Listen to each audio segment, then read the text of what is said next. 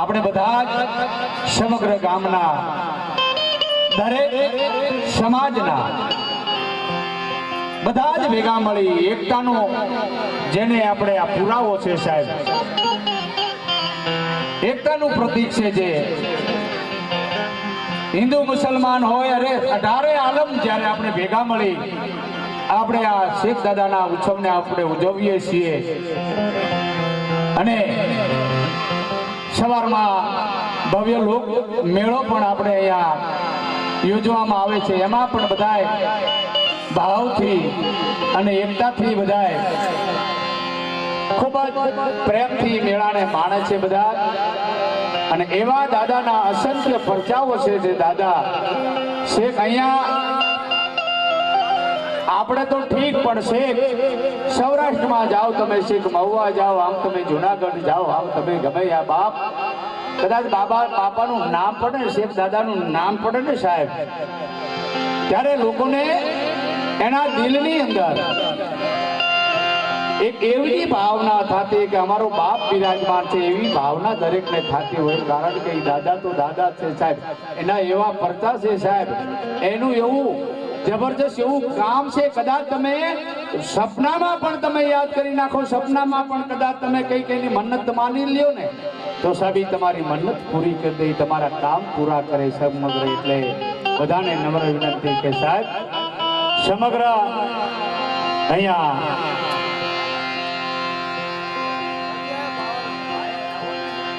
ગામ સંખલપુર ભજન રમેશા બાપુ કલાકારી પણ અહીં દાદાના સાનિધ્યમાં છે સાહેબ, બધાને આપણે સાંભળશું સાહેબ. એટલે મારો કહેવાનો હેતુ કે અહીંયા કલાકાર અમારા રાધેશ્યામ ભાઈ પણ આવ્યા છે નભોઈના, બહુ સારા ભજનિક છે, આપણે બધાને સાંભળશું, બધાને માણશું સાહેબ. પણ જે ગામમાં હજુ જ્યાં જ્યાં અવાજ સંભળાતો હોય બધાને નમ્ર વિનંતી કે હવે આવી જાય આપણે શુભ શરૂઆત કરવા જઈ રહ્યા છીએ, કારણ કે કોઈ પણ આપણે કાર્યની આરંભ કરવો હોય તો ગઢવા ગજાનંદ બાપાને યાદ કરવા પડે, ગણપતિ આવી જાય, રીધી સીધી આવી જાય, ત્યારે ઉત્સવમાં એના સાનિધ્યમાં જ્યારે આજનો આ સુંદર મજાનો કાર્યક્રમ રાખ્યો ને એ કાર્યક્રમમાં ત્યારે હે ગજાનંદ ના ગણપતિના પિતા ભોળાદેવ મા ઉમા તમારા ગણપતિને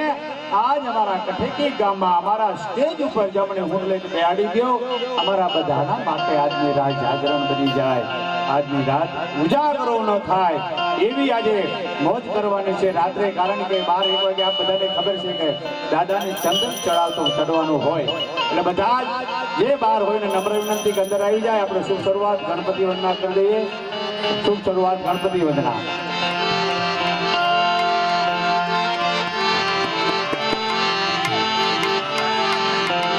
સદગુરુદેવ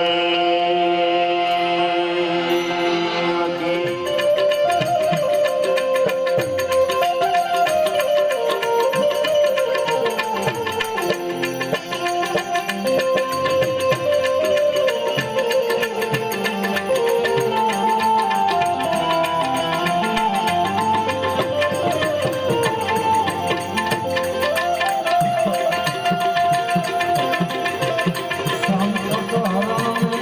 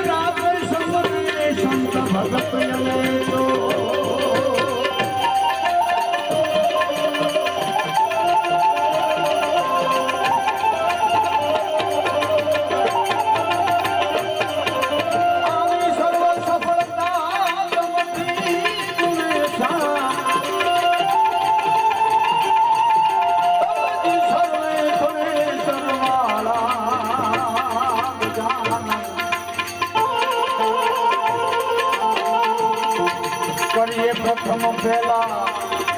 પૂજા તમારી મંગલ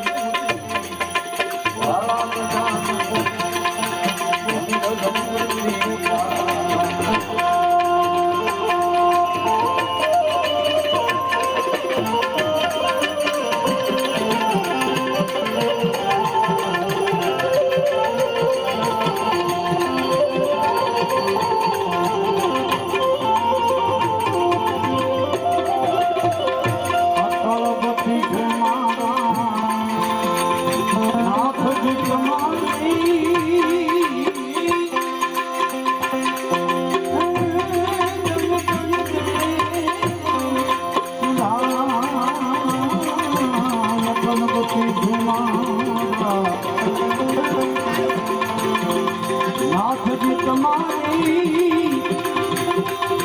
જય જય